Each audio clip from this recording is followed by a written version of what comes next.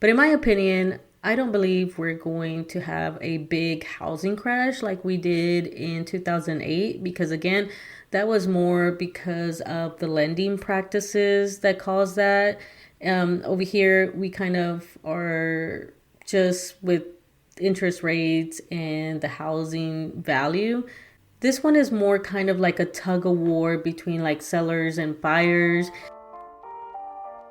Welcome to the Money Chisme podcast, a fun and safe space for personal finance, investing, and entrepreneurship tips where we get the chisme on all things money with sass and humor. I am your host, Violeta, a first-generation Mexican immigrant, a real estate investor, entrepreneur, and I am here to help you kick ass in the financial game. Each week, I not only bring you expert tips, but also share the financial freedom and entrepreneurship journeys from our own community because representation is important. So grab un cafecito or si quieres an adult beverage and let's get into this week's Money Chisme. Hola, welcome to another episode of the Money Chisme podcast. And this week, I want to do a kind of real estate investing 101 to kind of like tell you the ins and outs, like basics of real estate investing for those that may have been interested about it or maybe wanting to start this year or possibly next year. Want to give you the basics so you can make an informed decision if you want to start investing in real estate. And the reason I want to do this is because I feel like every time I kind of mention that I invest in real estate, people hear about it, but they don't really know the basics about it, what they can do with it, how it makes them money, and what all goes into it and how to even start. So a lot of them may feel intimidated by it. They might feel like it's not accessible to them, and I want to change that. Another reason is because it's no secret. We are behind in the racial wealth gap and we are like making strides, but we are still kind of behind. Only about 49% of Latinos and Hispanics actually own homes compared to our white counterparts. They're at 74%. And not only that, out of the real estate investors that we do have, we only make up about 16% of real estate investors, and that is very low. And that's one of the reasons I, have Money Chisme, and I'm out here trying to, inspire more of my community to get into real estate investing, because real estate is a great wealth generator. This is how you pass down generational wealth. There's several ways that real estate investing makes you money. And if we're not participating, then we are really selling ourselves short. And that's why I want to kind of change that. And I want to educate and put real estate investing out there for more of my community to join in so we can start helping combat this racial wealth gap. So that's why I want to dedicate this episode to, just telling you about real estate investing, what it is, how you can get started, and how it makes you money. And so in this video, I want to talk about what is real estate investing, give you the basics of it, and tell you about how it creates wealth and, the many benefits of real estate investing. So let's get into it. What is real estate investing? In just lame terms, it's just basically purchasing or managing or selling or renting out real estate for profit. Now, it sounds simple enough, but real estate investing is a huge umbrella. There's so many strategies, so many niches, and you can really mix and match real estate investing to fit your needs. For example, there's so many different types of real estate. Like you have your commercial, which is like your office spaces, your hotels, big apartments. People can invest that way. You also have the common one that you hear about is investing in single family homes, where you just kind of either fix and flip them or you buy some to rent out. Or like me, I do the smaller multifamily homes, which are like between 2 to 4 units. So those are your duplexes up to your quadplexes. There's even people that buy land to either, sell it for a bigger profit once it appreciates, or they buy land and, put mobile homes or RV parks, or, the big thing now is like tiny homes, to help combat this home affordability and housing crisis. And then, of course, you have your different strategies, like how I mentioned, your fix and flips. You also have your rentals. It could be like long-term rentals, like I do. You can do your Airbnbs. You could do your midterm rentals, which are, geared to more of the traveling, professional workforce. And usually, these are geared towards like the traveling nurses. You have people that do the Burr method, which is how I actually ended up getting into real estate investing, where you just buy your first property, you live in it, you rehab it, fix it up, make some updates or repairs, and then you rent it out, you move out, rent it out, and then once it appreciates enough, you refinance it to take cash out, and then you buy another property and you repeat the whole process again.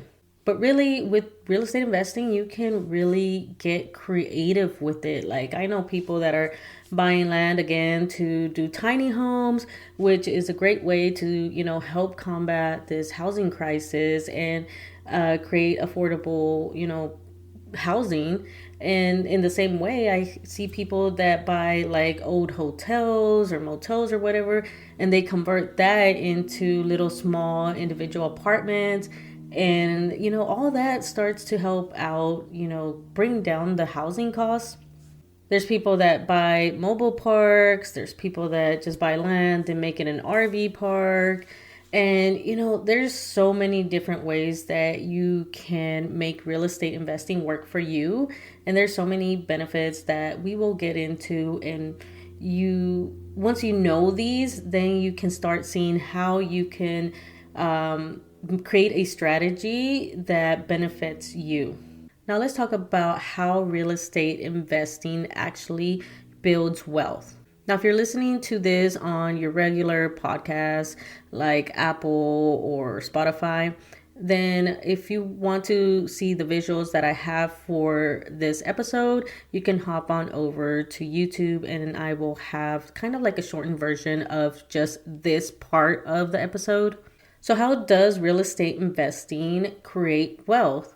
Well, there are 4 main pillars. You have income, you have appreciation, you have debt pay down, and then you have tax benefits.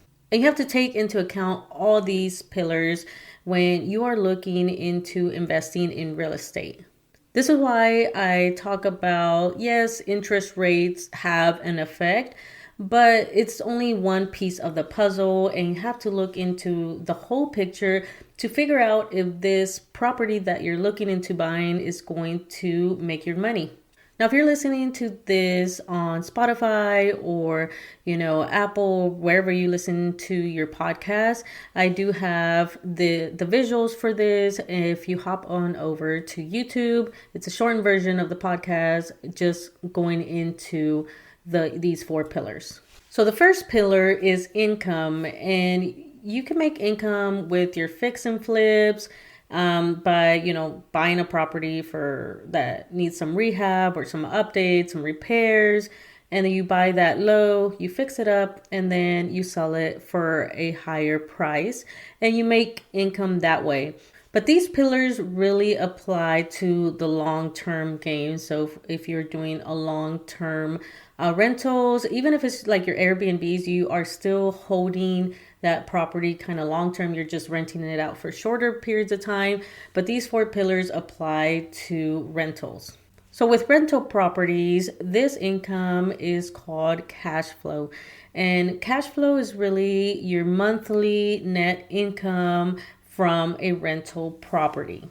Now, each property has its own cash flow, which the more you buy properties, the more cash flow, the more multiple sources of income that you are creating. Now, to calculate your cash flow, you're going to subtract your monthly operating expenses from your gross monthly rental income. So now what do I mean by operating expenses? These are your expenses that are required to either maintain the property that goes along with the property. This can be like your mortgage, your taxes, your insurance, which is usually included in your mortgage. But if you bought it like cash, then you would have your taxes and insurance. Other things like your property manager, and you also want to put like a certain percentage. I do about 8% from my rental income per month. I set that aside for maintenance, and then I do another 8% for just put that money aside for like emergencies or for your big repairs. Like maybe you need to purchase a new water heater, which I actually had to do recently. And so you set that money aside, and you also want to put a certain percentage for vacancies. So for example, with one duplex, I bring in about $1770 per month from this duplex. It has 2 units, and my management fees are 8%, so that's $142 per month. My mortgage is $850, and this includes my principal, my interest, my insurance, and my taxes. And then, like I said, I put aside 8% for maintenance and another 8% for big purchases or emergencies and my vacancies. So that's about another 16%, which is going to come out to like $284. So the total amount of my operating expenses per month is around $992. And I bring in $1,770 per month in rental income. So that leaves me with about $494, which I could just round it up a little bit to $500 just to make the numbers, pretty easy. So with this one property, I get to pocket $500 a month. Now, this is just with one property. So you can imagine if you just scale this up, you could start compounding your income because you start off with one property. It's giving you about $500 a month. And then you save that money plus other money or whatever, and you buy a second property. And now you have 2 properties that give you $500 each per month. So now you have a cash flow of $1,000 per month. And then you just keep on going each time you buy another property. Now you have 3, that's $1,500 a month. And then you buy a 4th, and so on and so on. And so then it starts compounding, and you start building multiple sources of income. And then this is how you can gain financial freedom and eventually build that wealth. The second pillar is appreciation. And appreciation is just a gradual increase in value of the property that you have over time. And, historically, and I will link the chart down in the show notes if you want to check it out. If not, check it out on YouTube. I have it up. But on average, in over a decade, a property is going to increase in value from like 3 to 5% on average per year. So the property that you buy now in 10 years is going to be worth a significantly amount more. Now, with all the high interest rates and how crazy the housing market was the past few years, and with these rumors that there's going to be a housing market crash and blah, blah, blah, that the housing market bubble and blah, because, houses had some really overinflated prices, you still are going to make money. And this is where like some people kind of get stuck in that mindset that they don't want to invest in real estate because they're worried that the value of their houses is going to decrease. But even in 2008, yes, the houses dipped in value, but they came back up and then continued to rise up and are now worth more still from when they were first purchased. Now, of course, it's not linear. It's not like a increase that's linear. It's going to go up and down. For example, when we hit the 2008 housing crash and all that, which was, created because of lending practices. But yes, the value of those properties dropped, but then they recovered and then they came back up and they're still worth way more than the purchase price. And with stock investing, you talk about that you don't want to sell that stock even if it drops in value, because it's still going to recover and still be worth more than when you purchased it, unless a big thing happened, right? Like the company closes or whatever. But if you have a stable stock like Coca-Cola or whatever, you want to maintain that even if it dips in value. Because the only time that you really are losing money is whenever you sell that stock. So if you panic and that you see that stock is losing value and you sell it, then that's when you actually do lose money. And kind of the same mindset when you own a property is that, there's going to be times where your property kind of loses a little bit of value. But if you just keep it long term, it's going to even out and you're still going to, appreciate over time with that property. The only time that you kind of want to take that into account is when you're doing your fix and flips, because that's a shorter time span, and you're buying a property low and you want to sell it high. So that's when you do take that into account. But for like the long-term people like me that buy and hold properties and have them as rentals, what we care about is the cash flow. And yes, some people care more about appreciation, but for me, I care a little bit about appreciation, as long as it's going up, but I'm more geared towards the cash flow aspect of real estate investing. So as long as my property is still cash flowing, I am not going to sell a property if it drops in value, because I'm holding it long term and it's going to recover. I'm still making, money from the rental income, and, it's still going to be worth more in the long term.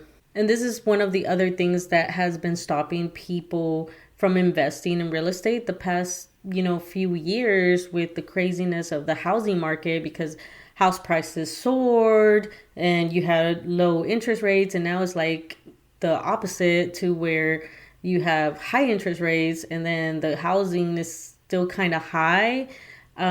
People are worried that the housing market is going to crash, but it's not really going to crash. But in my opinion, I don't believe we're going to have a big housing crash like we did in 2008, because again, that was more because of the lending practices that caused that. Over here, we kind of are just with interest rates and the housing value. This one is more kind of like a tug of war between like sellers and buyers. And eventually there's going to have to, these housing prices are going to have to drop a little bit, but not significant enough to consider it a housing crash. But there's going to be some slight correction. But at the end of the day, we have limited amount of housing, and that's going to keep these prices pretty stable for the most part until something drastic comes along. Another plus with appreciation is that this helps hedge against inflation. Now, it's kind of a little bit different the past few years because inflation was crazy, but imagine having your $20,000, which is, like the typical 20% ish, right? That you usually put down on a property, and you leave that in savings. You're losing money. That those $20,000 are not worth the same amount in a few years because inflation. But with a property, you put those $20,000 as a down payment for a rental property.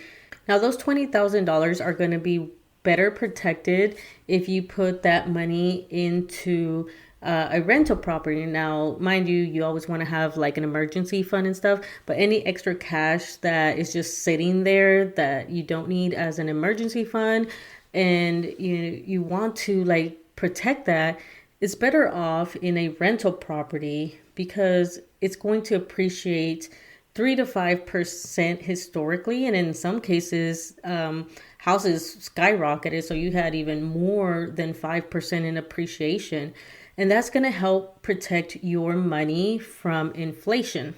So the third pillar is your debt pay down, and this is where you build your equity. Now again, with this pillar, this one's more geared towards the long-term rentals or your buy and holds, even if it's your Airbnbs. This one applies for that, not necessarily for your fix and flips. So if you have a property that you bought with a loan and now you have a mortgage on it, part of the mortgage is used to pay down that loan. And as you pay down that loan, you start building equity.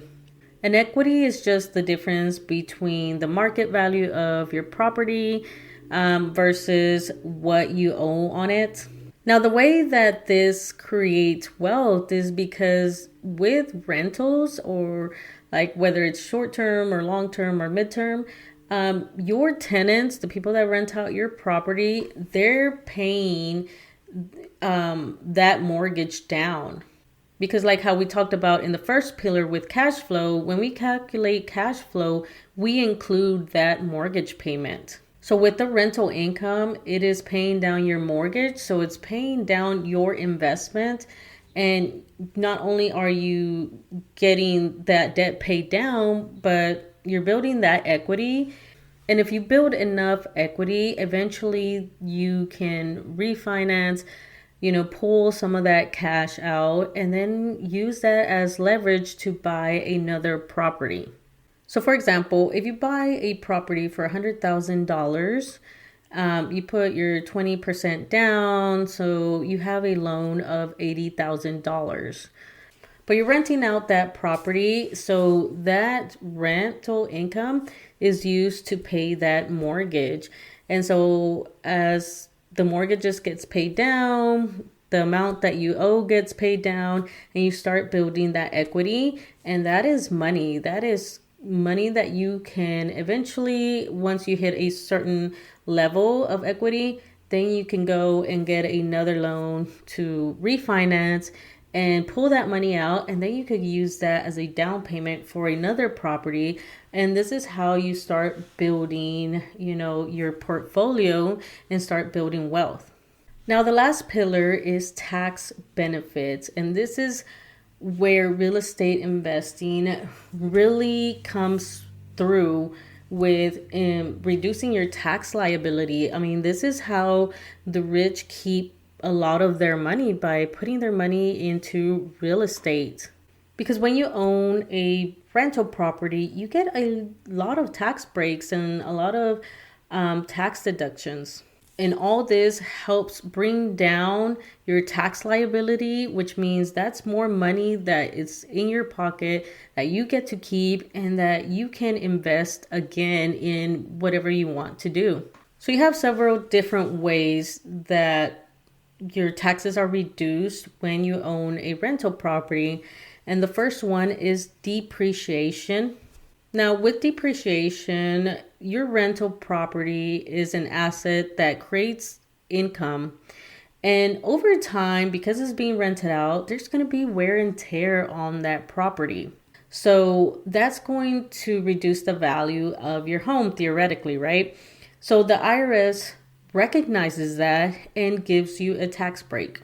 Now, the IRS allows you to deduct that loss throughout several years in a span of 27.5 years. Now, this is awesome because regardless if your property appreciates, which, like I said, historically it does go up, the IRS is still allowing you to say, hey, my house has lost value, and allows you to reduce your tax liability with that depreciation. Now, depreciation is spread out over 27.5 years. Now, this doesn't count the land that's attached to your property because they don't consider that land depreciates. So this is just the house itself. So for example, let's say we have a property that's $100,000. Minus the land, I'm left with $78,000 of what the house is valued when I purchased the property. Now, you divide that by the 27.5 years that the IRS says that you can spread it out with, and that leaves me with 2836 that I can use to reduce my tax liability every year for as long as I have the property. So that's awesome because as I'm making rental income, now I could say that I lost 2836 when I really didn't. And I know it sounds kind of like you're cheating the system or whatever, but this is what the IRS says that you can do. So take full advantage of it. On top of that, there is this thing called bonus depreciation, which is another tax break for the wear and tear of the appliances, like and the main components of the house, like the HVAC system, the water heaters, stuff like that. Now, this one's a little bit trickier, and you want to definitely talk to your tax advisor to see what actually falls into it. Now, to explain, bonus depreciation in, just easy terms, it's basically a bill was passed that said, hey, if you own rental properties, then you can deduct those, that depreciation of appliances and some of the main components of your property, like an HVAC system, again, like a water heater, if you had a washer and dryer, things like that. You can take all of that in the first year when you put that rental property in service. Now, the thing is, it's a temporary tax benefit. So it's set to expire in 2027. So you want to make sure that you purchase a property and set it in service between that time. Because it's in the works to get renewed, but we'll see if it does. And hopefully it does because it's an awesome tax benefit. But the caveat to that is that it does reduce the amount of depreciation that you can claim. So for example, in 2023, you can only do 80%, and then it just drops 20 points each year until it cancels out in 2027. But it's still a great tax benefit because especially these older properties that you get into, you have to replace like HVAC systems, plumbing, water heaters and all that. And you could just depreciate that up front and really benefit and help reduce your tax liability and, again, keep more money in your pocket. Now, the other benefit with owning a rental property is that you can deduct the costs of certain things with, taking care of that property. So like maintenance items, and even the mortgage, the interest, the taxes, the insurance, property management, all of that you can use as deductions to lower your tax liability. Now, again, you want to talk to your tax advisor to see what all you can deduct, but I know I deduct all those with mine, and it really, helps reduce how much taxes I pay on that rental income that I make. So for example, you see people saying like, oh, I make $50,000 a year with my rental properties. And so many people are always like, well, yeah, but what about, the cost and all that stuff? Like, we're still including that because we're allowed to deduct that. And that's still, reducing the amount of taxes that we pay on that rental income. So I'm bringing in $50,000, but I'm only having to pay taxes on a portion of that because some of it goes to the mortgage, it goes to maintenance, it goes to depreciation and all of that. So I'm still bringing 50,000. So I get to pay less taxes on that $50,000. And so that is how the rich stay rich, because they know all these tax codes, or they have somebody that knows the ins and outs of taxes. And with real estate investing, you have so many tax benefits, and this is how you create that wealth. So going back to my first rental, where we said it was like $100,000, and we were making about $500 of cash flow per month. So first pillar, we're creating cash flow, a multiple source of income at $500 a month. But you are bringing in $1770 in rental income per month, which comes out to $21,000 and 240. Now, pillar number 2, appreciation, and let's lowball it. We talked about how it was 3 to 5% on average historically. So I want to lowball it and say, hey, it appreciated 3% in the first year that I have this rental property. So that means this property appreciated $3,000 in its first year. Now, because I have a mortgage on it, part of that mortgage includes paying off that principal. Now, I looked at this rental property, I looked at my statement, and it came out to $138 per month that's actually applied to the principal. So I'm just going to round it to 140 just to make it easy math. And so each month that the mortgage is being paid, 140 of that goes into the principal of the actual loan. Everything else is interest rate, it's the taxes and the insurance. So that means from the rental income, 140 times 12 is going to give me $1,680 per year that I'm making paying off this house. And that's money that is not coming out of my pocket, it's coming out of the rental income. So it's paying off this investment by itself through the mortgage. And that's pillar number 3, which is equity. So I'm building equity because as the principal is getting paid off, that means I owe less. And over time, it just keeps growing and growing. And that's how you build equity. And eventually I get enough, I could pull that cash out and buy another property. And the last pillar, tax benefits. This is where you really get into, keeping more of that money, because although we brought in $21,240, now you can deduct the interest payment, the insurance, and the property taxes. You could also deduct the property manager, which, I pay 8% for this property. So in 1 year, I pay about $1,700 in property management fees. And then again, we said it was about 16% of the rental income for things like maintenance and just setting aside money for like big projects. So now let's just say for easy math that I used up all that 16%. I had to do maintenance and I had to replace a boiler or whatever. So that comes out to $3,400 for that year that I can deduct from my rental income as well. So it's deducting all of that from my rental income that we originally started out with $21,240. Now we're down to $6,000 of income for that year that we're going to pay taxes on. But we still get things like depreciation. And remember, we calculated that for $2,836. So that's another deduction that I can put on that income that I brought in.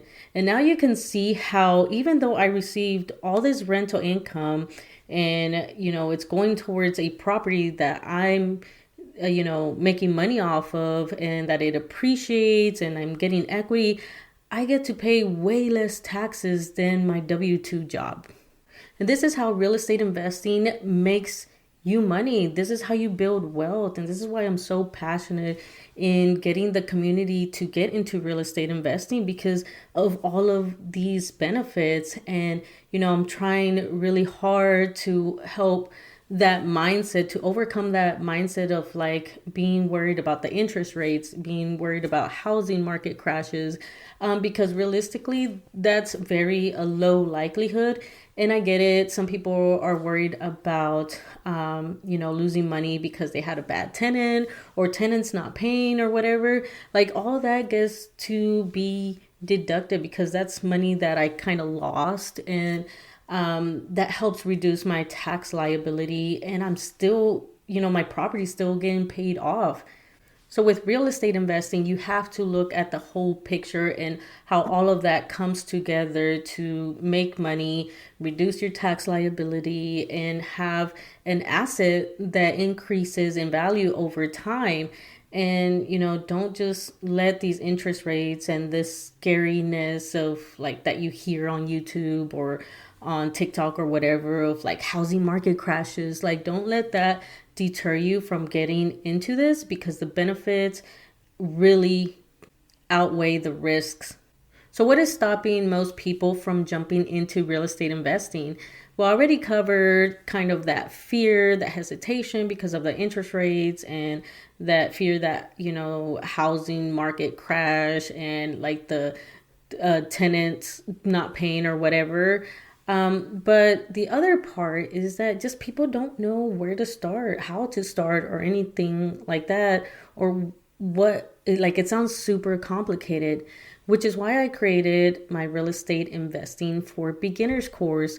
And this is going to be a 6-week course. It walks you through all the steps from preparing to invest, like getting your finances together, figuring out what loans you might be eligible for, and figuring out what kind of strategy you want to go for. And we go into like how to plan to buy your first rental property, building your team, and so much more. And I give you lots of tools and checklists and all that. So if you're interested, that is linked in the show notes. So if you've been playing around with the idea of real estate investing, but you're kind of hesitant, this is a good opportunity to, build that knowledge and, be guided step by step. It's self-paced. And again, it's linked in the show notes. But really, I just want my community to get more involved with real estate investing because of all these benefits. And like, we don't get told about these. We have to figure this out on our own. And that's why I'm so passionate about real estate investing. So if you have any other questions, you can email me, you can DM me on Instagram or whatever. Let's get our community out here real estate investing. Other than that, I will see you in the next episode. Bye. Thank you so much for listening. Don't forget to like and share this episode so others can also find this podcast. Don't forget to follow me on all my social medias listed in the show notes below, where you can also find resources to help you in your financial journey. If you're interested in becoming a guest on the podcast, you can find that information in the show notes. Other than that, thank you so much for your support, and I will see you in the next episode. Bye.